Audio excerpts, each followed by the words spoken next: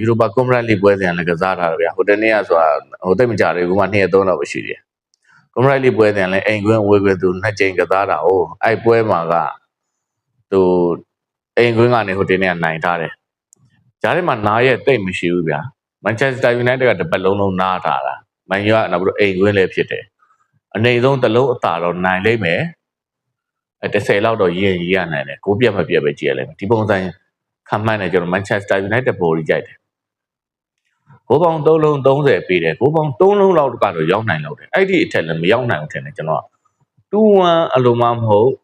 2-0 3-0ဒီပုံစံဖြစ်လိမ့်မယ်3လုံးအထက်တော့မရောက်လောက်ဘူးထင်တယ်ကိုပေါင်းကစားခြင်းတော့ကြည့်လို့လည်းကောင်းမှာတော့အပေါ်ပဲကစားပေါ်ပဲကျွန်တော်3လုံးတော့ရောက်လိမ့်မယ်လို့ပဲပြောလင်းတယ်အဲ့ဒီအထက်ရောက်မြောက်တော့ကြည့်ရမှာပေါ့ဗျာBody Manchester United ကိုပေါင်းကတော့အရင်မကြိုက်ဘူးเนาะတကယ်လို့ကစားခြင်းတော့ကိုပေါင်းအပေါ်လေးနေဖို့အကြံပေးတာပါ